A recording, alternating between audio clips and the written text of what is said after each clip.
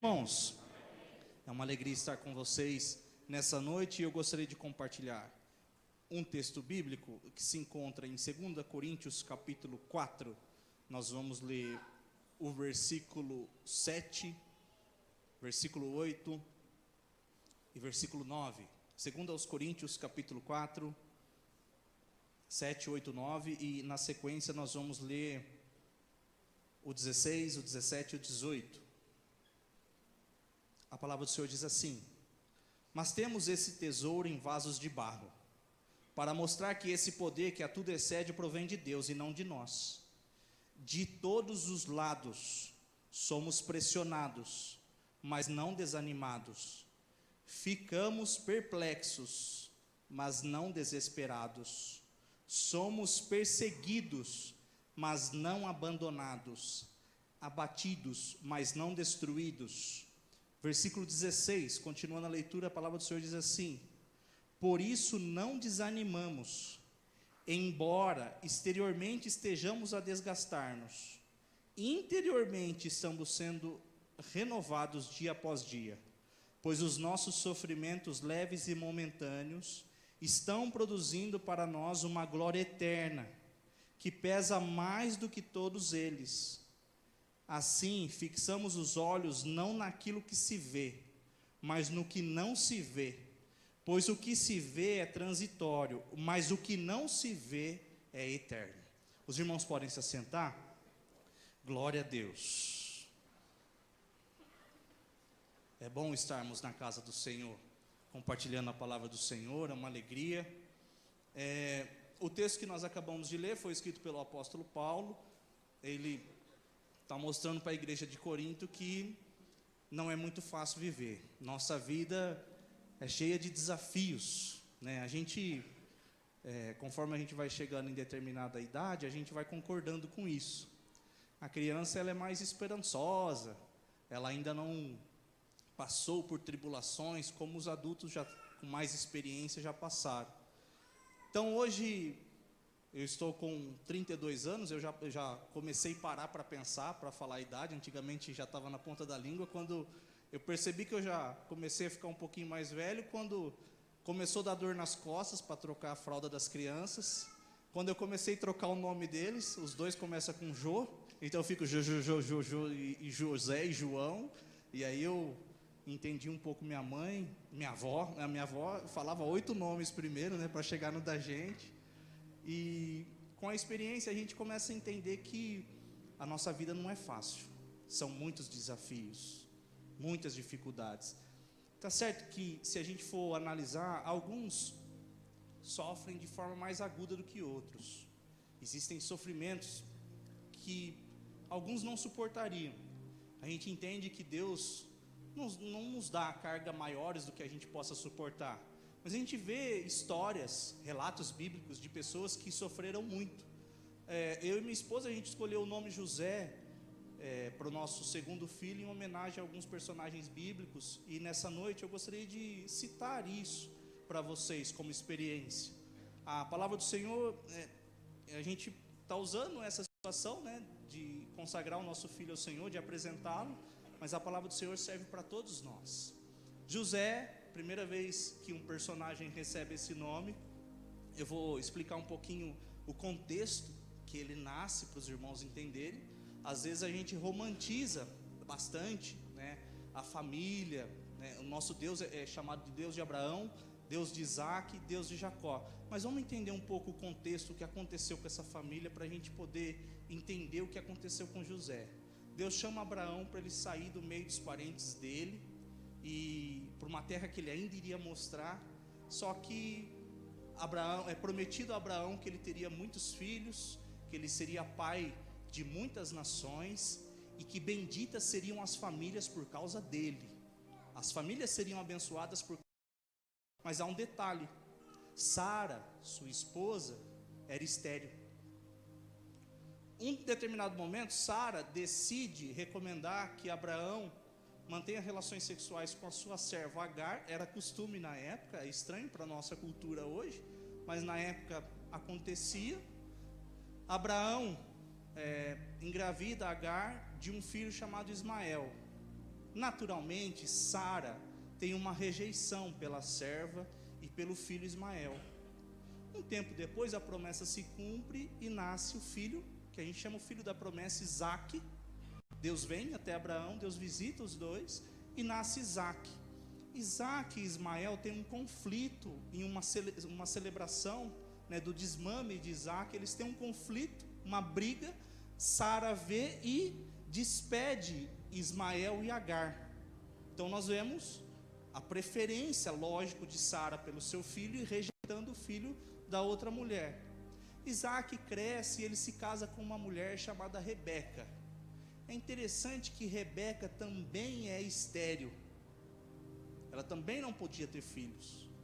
No tempo do Senhor, Deus a visitou e ela engravidou. Nessa oportunidade foram de gêmeos, não idênticos, Esaú e Jacó.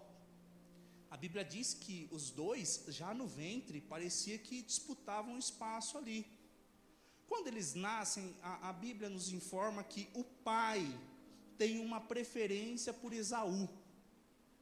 Ele era mais viril, mais caçador, mais masculino. Jacó era mais caseiro, cozinheiro, mais apegado à mãe. E a Bíblia diz que a mãe se apega a Jacó e o pai se apega a Esaú. E começa um conflito de novo entre os irmãos, uma disputa pela bênção. Jacó não quer ser o segundo, ele quer tomar a bênção de Esaú. Esaú dá pouco valor a essa bênção da primogenitura. Jacó engana seu pai velhinho, não enxergava direito. Jacó engana seu pai para ser abençoado. Esaú promete matar o seu próprio irmão. Eu vou esperar o meu pai morrer. Quando o meu pai morrer, eu vou matar o meu irmão. Então veja o ciclo se repetindo. A esposa estéril, os filhos brigando e um querendo matar o outro. Nesse caso, um já queria acabar com a vida do outro. Jacó vai para longe, ele se casa com mais de uma mulher. A que ele amava de todo o coração se chamava Raquel. Raquel é estéril, ela não podia ter filhos. As outras esposas dele tinham muitos filhos. Jacó já tinha 10 filhos. Quando Deus veio e foi gracioso com Raquel e lhe deu um filho chamado José. Jacó tem uma preferência por José. Ele ama mais a José do que a seus irmãos. Ele dá uma túnica de muitas cores, de manga comprida, manga longa, para José. Ele pedia com que José fosse espionar o que os irmãos faziam, porque os irmãos não eram muito gente boa não, andava aprontando. E aí ele dizia, vai lá ver o que seus irmãos estão fazendo. E aí José vinha e passava o relato para Jacó. Então imagina, os irmãos já percebiam a preferência do pai em relação a Jacó, em relação a José. Jacó preferia José em detrimento dos irmãos. E aí essa situação do pai presenteando o filho José, dedurando os irmãos para o pai. Então os irmãos prontos para odiar a José. Eles chegaram ao ponto de lançar ele num poço seco. Muitos deles estavam com a convicção de que iriam matar a José. Gente, se a gente for analisar as 3 gerações, há um ciclo geracional, uma repetição de comportamento. A mulher que é estéril, os irmãos que se odeiam, que não se suportam, alguns chegam ao ponto de querer matar. E aí a gente vê também pais dando preferência exclusiva a filhos, preferindo esse ou aquele. A mãe prefere um, o pai prefere outro. José nasce nesse contexto. É nessa família que José está inserido, o 11º filho desse contexto todo que eu estou esclarecendo para vocês. O José, mesmo estando inserido nesse contexto, ele é jovem, pré-adolescente, e aí ele tem a brilhante ideia de contar para os irmãos, que já não gostavam muito dele, pelo fato do pai preferir, aí ele conta para os irmãos o seguinte sonho: eu sonhei que um dia a gente estava no campo, eu e vocês, todos os irmãos trabalhando. nós todos. A gente começou a colher trigo. O meu feixe era maior do que o feixe de vocês. E o feixe de vocês se curvava diante do meu feixe. Qual que vocês acham que era a reação dos irmãos? Esse irmão é maravilhoso, é muito amado esse irmão, olha que bênção, contando esse sonho para nós. O pai não fez nenhum comentário. Daqui a pouco ele tem outro sonho, e aí de novo, irmãos, vai contar o sonho para a família. Pai, irmãos, eu sonhei que o sol e a lua e 11 estrelas se prostravam diante de mim. O pai imediatamente: filho, eu, sua mãe, nós vamos colocar o rosto em terra diante de você. Até o pai não gostou da história. Até o pai fica incomodado. O que a gente aprende, em primeiro lugar aqui, irmãos, é que tem situações da vida que é bom a gente guardar para a gente. Não são todas as coisas que você deve contar. E aí você vai dizer para mim: mas é meu irmão, minha casa, minha família, minha igreja. São pessoas, são seres humanos. Na casa de José, a Bíblia diz que os irmãos, é uma raiva. Você vai ler o texto, né, você vê a descrição e você percebe isso, o ódio dos irmãos. Teve um dia que eles estavam apacentando algumas ovelhas distantes do pai, e o pai fala para José: José, vai lá ver o que eles estão fazendo, se eles estão aprontando. José vai até seus irmãos, de longe os irmãos o veem e já começa a chacota: ó, lá vem o sonhador, lá vem o sonhador, lá, sonhador, ó, sonhando aí, acordado. O que nós vamos fazer? Vamos matar ele. Nós vamos matar e eu quero ver se o sonho que ele teve se vai se realizar. Pronto, vão dar um basta nesse sonho. Todos eles vão com ódio, capturam o seu irmão José, eles retiram a sua capa de muitas cores, eles sangram um animal, uma ovelha, deixam o sangue cair sobre a capa de José, e aí colocam José no fundo de um poço, porque eles iam matar José daqui a pouquinho. Nós vamos matar. Um dos irmãos falou: olha, eu acho que a gente não deve matar ele não, vamos fazer algo que seja até melhor para a gente, vamos vender ele como escravo, pelo menos a gente ganha um dinheiro. Irmãos, a gente conta essa história com uma frieza, a gente, quando analisa, são irmãos, filhos do mesmo pai, não são filhos da mesma mãe, tudo bem, mas comem na mesma casa, participam da mesma educação. Vocês conseguem entender? Conseguem mensurar isso? É interessante, irmãos, que às vezes a gente para pensar, e de novo, o contexto do início dessa mensagem: a nossa vida não é fácil viver. José, ele se sente, ele foi traído, há uma dor muito grande de traição. Quem já foi traído em algum momento vai saber do que eu estou falando. Não só a traição, ele sente a dor da separação do pai. Ele ama o pai de todo o coração. Ele tem apenas 17 anos, é um jovem, muito jovem. A tradição diz que quando as pessoas eram vendidas como escravos, eles colocavam um anzol no nariz, semelhante ao que as pessoas colocam no boi, né, para prender o escravo, e eles amarravam todos os escravos na mesma corda, para que se algum escravo tentasse fugir, iria acabar ferindo todos. E o nariz, os irmãos sabem, o nariz é uma parte bem sensível do nosso corpo, né? Às vezes quando nasce um cravinho aí que você tenta tirar o cravo, a espinha é muito sensível, dói muito, né? Quando você sofre uma pancada no nariz. E ele, um jovem de 17 anos, sem entender, sem saber porquê, inocente, ele era inocente, ele está passando por todas essas coisas. E eu quero fazer você pensar. Às vezes a gente passa por coisas, irmãos, porque a gente cometeu erros. Tem coisas que são consequência dos nossos erros.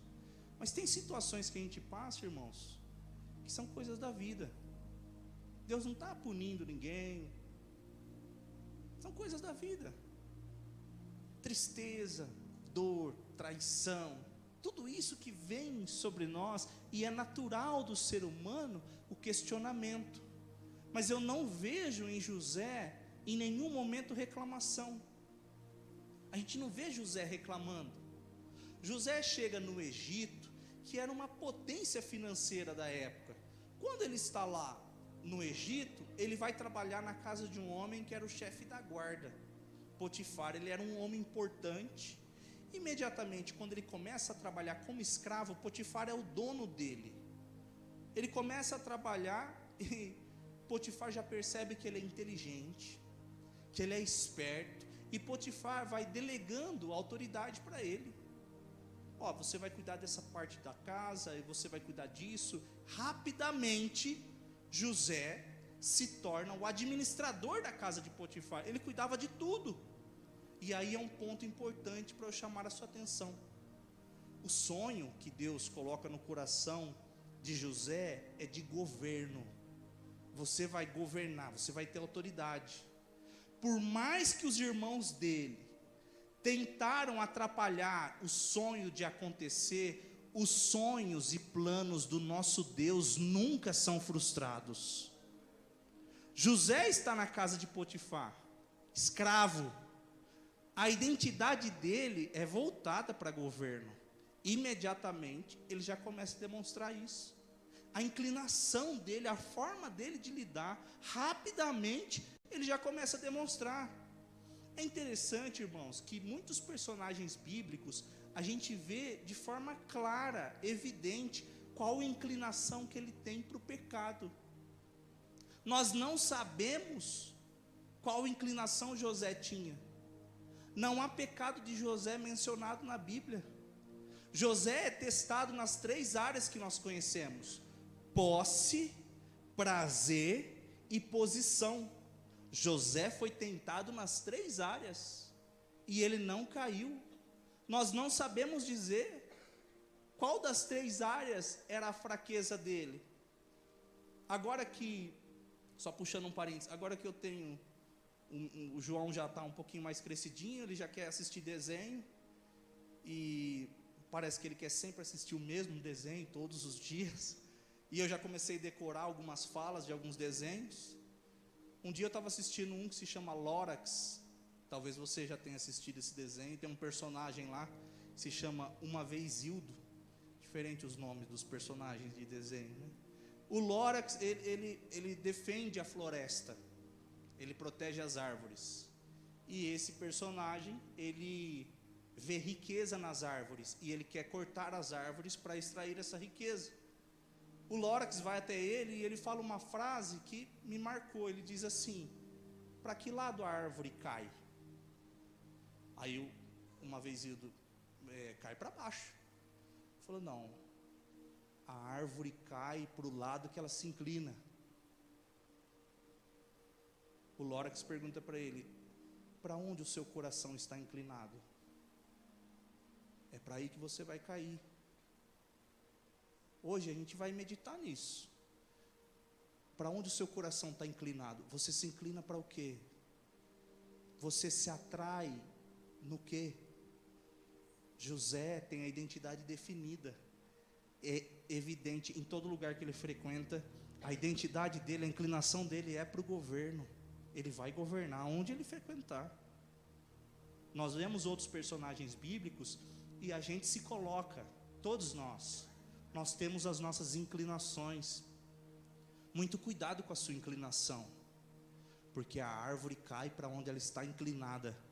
Por maior que ela seja, mais tempo de vida que ela tenha, por mais resistente que seja o seu tronco, ela vai cair para onde ela está inclinada. Nós, como cristãos, a gente precisa ter essa lição em nosso coração. Nós vemos Caim mata Abel porque ele tinha essa inclinação. Deus falou com ele: Caim, domine o seu mal. O mal está batendo na sua porta, do seu coração, domina ele.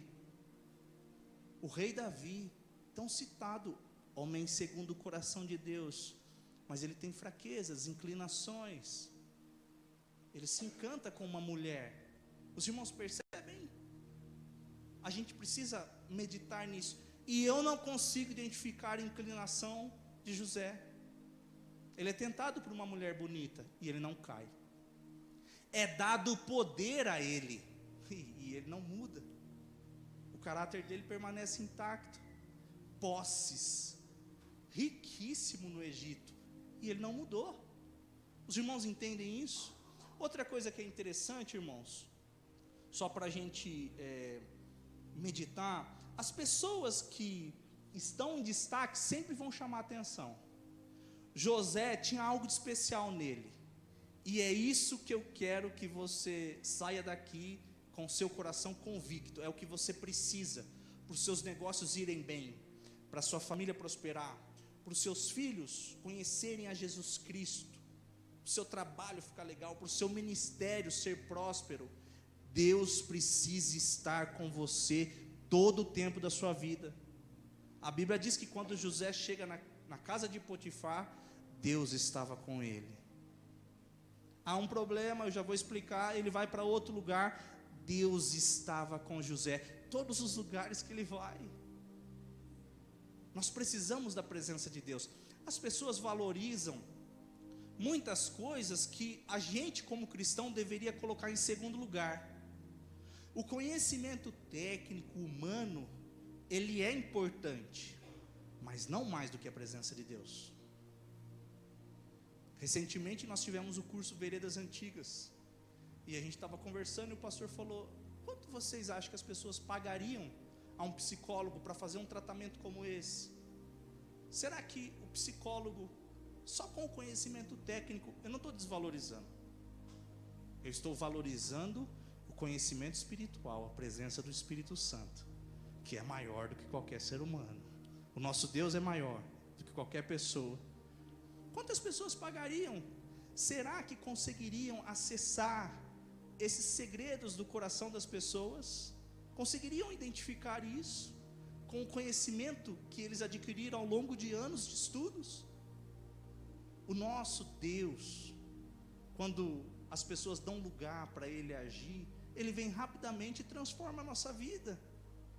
José tem sucesso, irmãos, não é só pelo fato de ele ser inteligente, pelo fato de ele ser corajoso. José tem sucesso porque Deus estava com ele. Quer ter sucesso, irmãos? Você quer ter sucesso no seu trabalho? Quer ser vitorioso? Chama Jesus para entrar na sua vida. O casamento não está bem? Convida Jesus. Jesus, me ajuda aqui. Eu vou no terapeuta, eu faço isso, eu faço aquilo. Irmãos, tem hora que é só Jesus que pode agir. É importante o conhecimento humano, mas tem momentos que é só o nosso Deus. A mulher de Potifar já vê que José é inteligente, ele começa a ter uma posição na casa do marido dela. A Bíblia diz que José era simpático e bonito. Olha só, e solteiro ainda. Simpático, bonito, inteligente. José tinha todas essas características. A mulher imediatamente se engraça com ele. Não foi uma vez. A mulher ficava constantemente procurando ele, oportunidades para estar com ele, chamando ele, e ele falou: eu não posso pecar contra o meu Deus. Se a gente for contextualizar, irmãos, na época havia uma crença que os deuses, eles eram territoriais. Os deuses do Egito eram deuses daquela região. É por isso que Jonas foge. Hoje a gente pensa: mas como que a gente foge de Deus? Jonas fugiu para outra cidade porque ele achava que Deus era Deus daquela região. José tinha um conhecimento semelhante. José está inserido nesse contexto. Mesmo distante da terra do seu pai, ele permanece fiel a Deus. Tem pessoas que usam as circunstâncias da sua vida como desculpa para fazer coisa errada. Já percebeu? Já viu na TV? Vai entrevistar o assassino.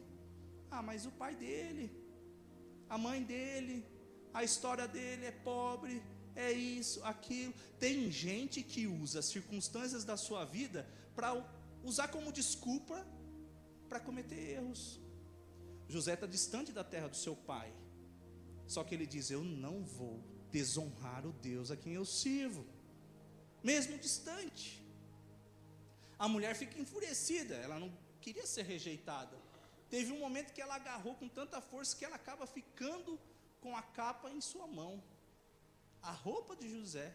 José foge, e ela vai, ela grita, ela chama os servos que trabalhavam naquela casa: olha, esse homem tentou se deitar comigo, ele tentou me violentar.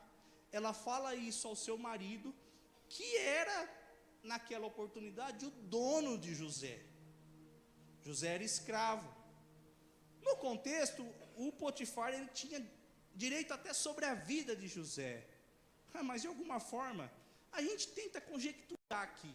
Será que ele já achava que a mulher dele já não valia muita coisa? Será que ele gostava tanto de José que, mesmo cometendo esse erro, ele poupou a vida de José? A gente vai conjecturar um monte de hipótese aqui.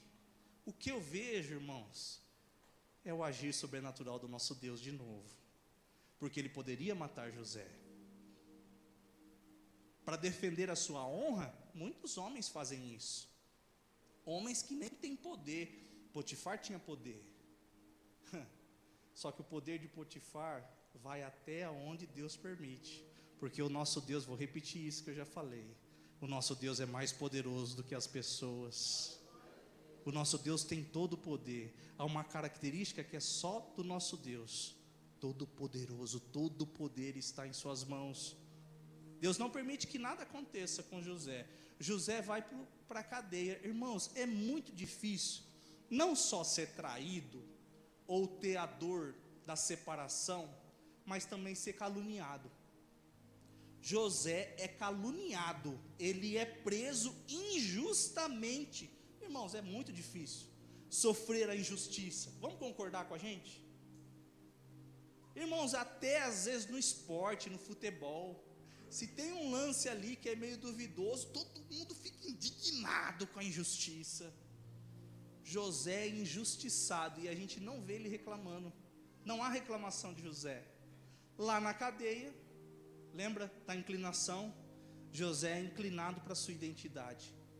Ele é chamado por Deus para o governo. Imediatamente, o chefe ali, o carcereiro, percebe que há algo de diferente em José, que a gente já citou, que é a presença do nosso Deus. José começa a governar na cadeia, irmãos. Na cadeia ele tem uma posição de destaque, de governo. 2 presidiários se apresentam a ele: o chefe dos copeiros e o chefe dos padeiros. Ambos cometeram erros com o rei, com o faraó. Os 2 estão presos ali. Os 2 se apresentam a José e uma conversa ali, tipo um café da manhã, conversando entre amigos. Eu tive um sonho. Qual foi o seu sonho? José pergunta. Eu sonhei, o copeiro, eu sonhei com uma videira e 3 galhos da videira. Cada galho possuía muitas uvas. Eu fui até essas uvas com um copo, espremi as uvas e fiz um suco de uva, e fui servir ao rei. Você consegue me explicar o que foi esse sonho, José? Aí José diz: sim. A interpretação é a seguinte: 3 galhos são 3 dias. Em 3 dias você vai voltar a servir ao rei. Só que eu faço um pedido para você. Quando você chegar na presença do rei, conta a minha história para ele. Fala para ele que eu sou inocente, que eu estou sofrendo injustamente. Você pode fazer isso? O cara imediatamente já ficou feliz, porque ele ia sair da cadeia e ia para a presença do rei. Havia outro que era o padeiro. Essa é a história dele. Ele está voltando para servir ao rei. O padeiro já foi com o peito estufado e foi contar o sonho dele. Eu sonhei que eu estava carregando 3 cestos na minha cabeça. Vinham aves e comiam do alimento que estava na cesta. Os cestos. Qual que é a interpretação? A interpretação é o seguinte: daqui 3 dias você vai ser morto e as aves vão comer da sua carne. José interpretou o sonho deles dessa forma. Irmãos, passou 3 dias e aconteceu exatamente o que José disse. Exatamente. O copeiro voltou para a presença do faraó e o padeiro morreu. É interessante, irmãos, que a Bíblia diz que o copeiro se esqueceu de José. Mais uma coisa que é difícil acontecer, é difícil quando a gente passa, o esquecimento. É complicado, irmão, ser esquecido ou se sentir esquecido. É muito complicado, é ruim, é triste. A Bíblia diz que passou 2 anos até o copeiro se lembrar. Deus fez o copeiro se lembrar de José. Agora, eu gostaria que os irmãos meditassem um pouco nisso. Irmãos, vamos imaginar uma situação. O copeiro é restituído ao seu trabalho. Ele chega na presença do faraó e o faraó, imagina quantas coisas ele não deve ouvir por dia, quantos pedidos. Aí o copeiro começa a dizer para ele: olha, tem um preso que servia na casa do Potifar, ele foi acusado de se aproveitar da mulher do Potifar, mas foi injusto. Não, isso não aconteceu e ele está lá preso. Teria como o senhor fazer alguma coisa? Irmãos, o que o faraó ia fazer? Ia tirar ele do presídio? Ia colocar ele para ser escravo lá no palácio? Era isso? Se a gente for pensar de forma racional, na melhor das hipóteses, ele faria isso. Chama ele para te ajudar aqui, lavar a louça, é copeiro, ele vai lavar os utensílios aqui, vai continuar sendo escravo. Às vezes, irmãos, a gente quer dar nosso jeito. Nós queremos resolver as coisas do nosso jeito. Senhor, o Senhor tem que fazer desse jeito aqui. E o nosso Deus quer resolver as coisas do jeito dele, não do nosso. Deus permite com que esse tempo passe. Irmãos, é bastante tempo, mais 2 anos. Passa o tempo, o faraó tem um sonho. Ele tem um sonho, perturba ele levanta à noite, ele volta a dormir, ele tem outro sonho mais doido ainda. Aí ele levanta cedo, chama todo mundo que é inteligente do reino. Vocês vão adivinhar qual é a interpretação do sonho que eu tive. E ninguém consegue identificar, irmãos. Ninguém consegue interpretar o sonho. Aí o copeiro vem, falou: tem um moço que está preso, eu sei da história dele, eu conheço o jeito dele, e pelo que ele me fala, ele deve estar preso injustamente mesmo. Ele está preso e ele interpreta sonho. Um dia eu sonhei, rei, um sonho meio doido, e ele interpretou e aconteceu exatamente o que eu sonhei. Aí o rei: então chama ele. A Bíblia diz que as pessoas deram um banho em José. De acordo com a tradução histórica, o local onde José estava preso era como se fosse uma masmorra. Na Idade Média existia masmorra. Nós estamos falando do Egito Antigo, são tempos diferentes, mas era algo semelhante, onde às vezes passavam as fezes de outros detentos. Era horrível. José vai, toma um banho. A Bíblia diz que foi feita a barba dele, para aí sim entrar na presença do rei, o faraó. Ele veio e aí o rei fala assim: olha, José, eu sonhei que eu estava na beira do Nilo, é um rio importante lá do Egito, e aí saíram 7 vacas gordas e bonitas de dentro do rio, e elas começaram a comer o capim da margem do rio. Um tempinho depois, saíram 7 vacas, muito magras, mirradas, feias. O rei usa a palavra horrorosas, elas eram horrorosas, e elas vão e engolem as vacas gordas, e mesmo engolindo aquelas vacas gordas, elas permanecem magras, mirradas.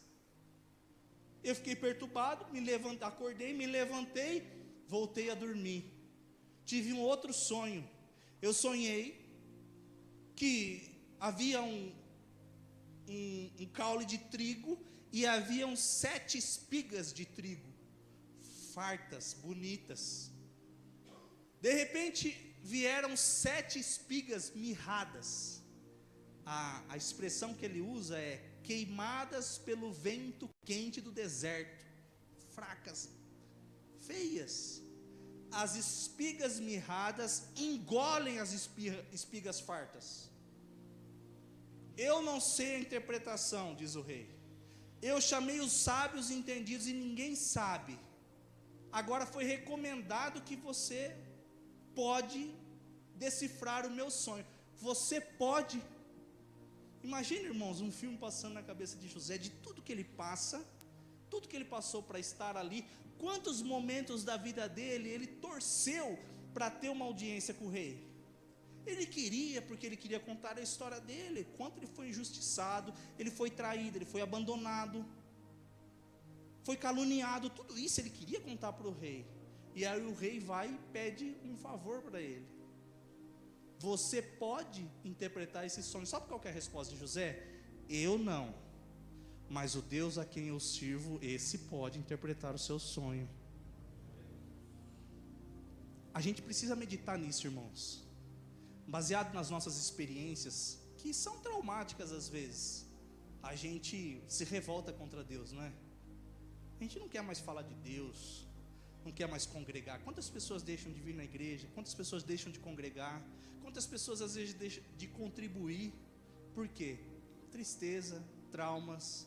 José está nessa situação e está engrandecendo o nome do Senhor. Eu não interpreto nada, quem interpreta é o meu Deus. O Senhor sonhou tudo isso daí. A interpretação é a seguinte: vão vir 7 anos de bonança, vai produzir, o mundo inteiro vai produzir muito, vai ser bom, a terra vai produzir, vai sobrar alimento. Depois desses 7 anos, virão 7 anos de fome, a terra não vai produzir, não vai ter produção. Se o Senhor não se preparar, os 7 anos de fome vão superar os 7 anos de bonança, e a terra vai passar fome, muitas pessoas vão morrer. Eu recomendo ao Senhor que o Senhor escolha um homem sábio e inteligente, que possa administrar os recursos dos 7 anos de bonança, para que quando vierem os 7 anos de fome, vocês tenham recursos armazenados, para poder passar por esses 7 anos de fome, de escassez. O faraó olha para um lado, olha para o outro. Existe homem mais sábio e inteligente? Existe homem em que habite o Espírito do Deus Altíssimo igual a você, José? Você é o escolhido para essa tarefa. Você vai governar o meu reino. Ele tira o anel que eles usavam como selo e entrega a José. José se torna governador de todo o Egito, a principal potência mundial da época. O faraó coloca um apelido nele, um nome egípcio. O seu nome será Zafenate Paneia. Acho que deve ser, os irmãos desculpem, eu não falo egípcio, mas deve ser, a tradução deve ser mais ou menos, o sotaque egípcio deve ser mais ou menos assim: Zafenate Paneia, que significa Salvador do mundo. Esse é o nome que foi dado a José, Salvador. Por quê? Ele iria administrar os recursos 7 anos, e esses 7 anos de bonança, quando viesse a escassez, eles iriam utilizar. Ele dá a ideia: ó rei, nós vamos fazer o seguinte, de tudo que produzir no reino e nos arredores, nós vamos pegar a 5ª parte e nós vamos guardar, vai ser do reino. Quando acabar a comida de todo mundo, a gente começa a vender. E aí eles fizeram isso. O interessante, irmãos, é que havia um tratamento em relação aos irmãos ainda. Lembra do sonho dos feixes, do sol e da lua? Então tem coisa para acontecer ainda. Um belo dia, a Bíblia diz que José, ele que comercializava os grãos, né, o cereal, passou os 7 anos de bonança, passaram-se 2 anos, e aí começou a ter fome, para tudo quanto é canto. Os irmãos de José estavam com fome na terra do seu pai. Jacó ouve falar que havia comida no Egito, e ele manda os seus filhos para o Egito com dinheiro para poder comprar os mantimentos. Quando eles chegam no Egito, irmãos, Deus é tão maravilhoso, Ele prepara algumas situações na nossa vida para honrar aqueles que permanecem fiéis. Os irmãos de José estão na presença de José. José imediatamente reconhece seus irmãos E os irmãos não reconheceram José. Possivelmente pela maquiagem, ele deveria estar diferente. Os irmãos de José ficavam falando entre si. Havia um intérprete, como se José não entendesse a língua, né? José fica bem quietinho, e ele entendendo tudo que os irmãos estão falando. O José faz meio que um teste com eles. Falou, vocês estão vindo aqui espionar o Egito, não estão não? Aí eles, não, meu rei, nós estamos com fome mesmo, nosso pai está com fome, nós somos 12 filhos, um dos filhos sumiu, e o filho da mesma mãe, que é o pequenininho, o mais novo, Benjamim, o meu pai não deixou trazer, não deixou porque ele amava esse mais velho, que era filho da esposa amada, mas ele sumiu. A gente contou até que foi comido por uma fera selvagem. Esse menino sumiu, e o pequenininho que ele ama tanto, está lá com ele não deixou vir. Então vocês vão fazer o seguinte, eu só acredito em vocês se vocês forem lá buscar esse menor. Rei, nosso pai não vai deixar. E aí eles conversando entre si, e como se o governador José não entendesse, eles estavam falando, eu acho que é uma punição de Deus isso, porque a gente agiu da forma errada. E eles conversando, a Bíblia diz, irmãos, que as emoções de José afloraram. Ele começa a chorar de uma forma muito forte. A Bíblia diz que as pessoas ouviram de longe o choro dele. Ele se recompõe, lava o rosto, vocês vão voltar lá e vai buscar o irmão, traz o mais novo, que aí eu vou acreditar na história de vocês. Eles levam mantimentos, só que José não aceita o dinheiro, ele coloca o dinheiro do pagamento do cereal dentro dos sacos de cereais. Irmãos, vamos ser sinceros, se fosse você, crente, batizado com o Espírito Santo, como você agiria? Você perdoaria seus irmãos como José perdoou? Dessa forma? Vocês estão querendo cereal? Vocês que comam areia. Não venderam, irmão? Como a gente agiria? José não só deixa eles levar o alimento, como devolve o dinheiro para eles, gente. Eu olho para José e eu vejo Jesus explícito. Até há um estudo teológico dizendo que José, ele tipifica Jesus no Antigo Testamento. Há alguma semelhança, sim. Ele foi enviado pelo seu pai, era o filho amado do seu pai. Ele foi vendido por moedas de prata. Não há menção de pecado de José na Bíblia. Ele, lá na sua punição, ele foi punido injustamente. Ele se relaciona com 2 presidiários. Um é morto e o outro é devolvido ao seu cargo, semelhante a Jesus, que na cruz, um vai para a perdição eterna e o outro vai com ele para o seu paraíso. Então há muita semelhança. A questão da túnica, que Jesus, na hora da sua morte, foi disputada e de José foi retirada. Então há semelhanças de José. E quando eu vejo esse ponto, é o que mais se assemelha a Jesus, o perdão com seus irmãos. Isso é cristianismo, irmãos. É o que a Bíblia nos ensina, perdoar. É difícil? Ou se é. A gente fala e prega até acontecer com a gente. Aí na hora que precisa perdoar, é muito difícil. Os irmãos trazem o Benjamim. Irmãos, eu fico imaginando o abraço de José. A Bíblia diz que ele abraça ele de uma forma vibrante e forte. E ele começa a chorar muito.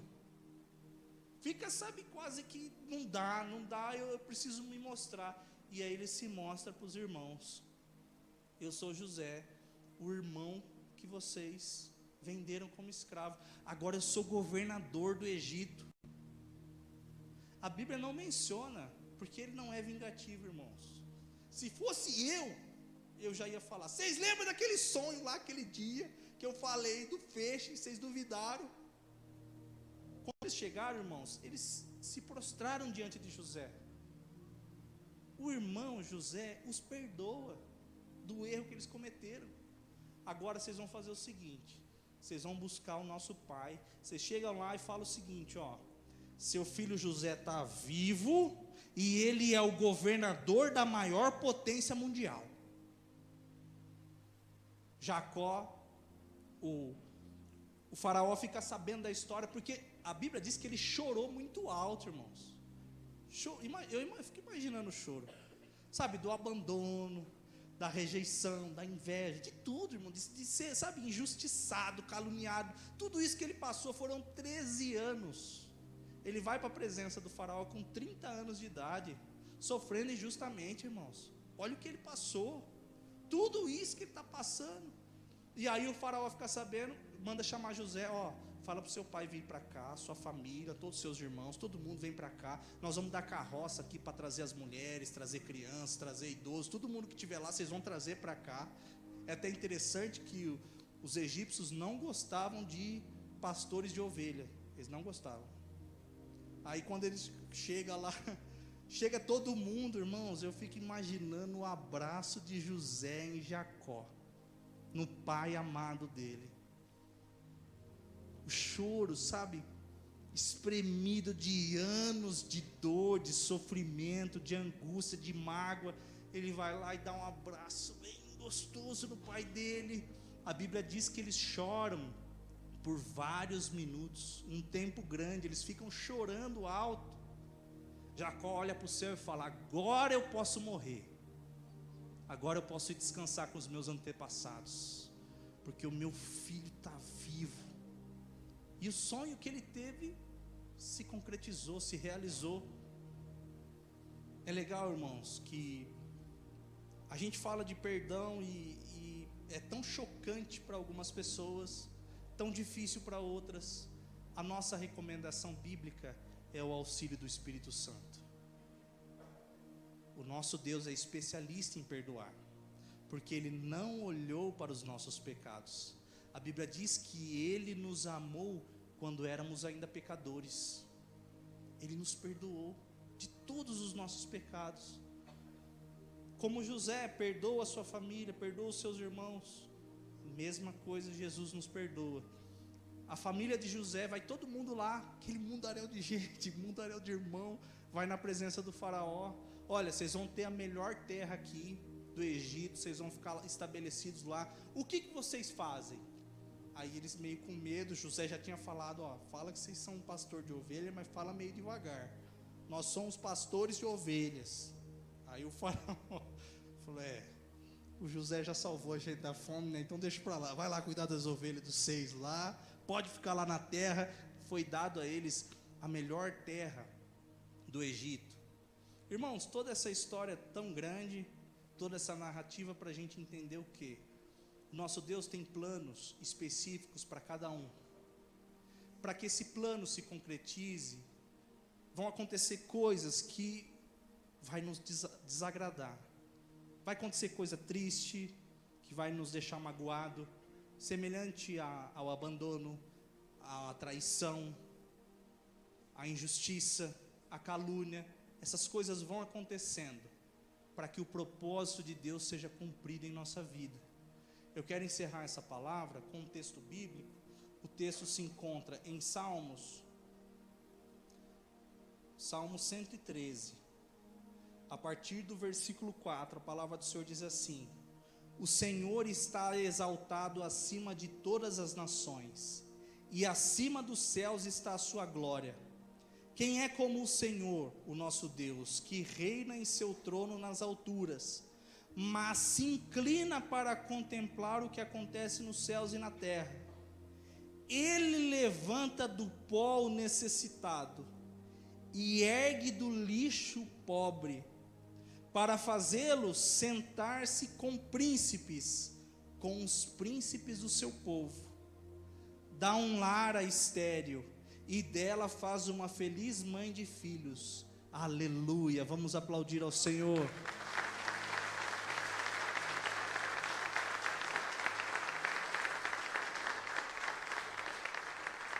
Normalmente quando eu prego, eu explico o título da mensagem e esclareço por quê. Hoje eu deixei para o final. O título dessa mensagem é Do Lixo para o Luxo. O nosso Deus tira o pobre do lixo e faz com que esse pobre se assente com os príncipes desse mundo. Irmãos, não há nada semelhante a isso, nenhuma história semelhante. Só o nosso Deus pode fazer isso. Eu quero que vocês coloquem em pé nesse momento, nós vamos fazer uma oração. Eu quero que você dedique ao Senhor esse momento, você feche os seus olhos, abra o seu coração.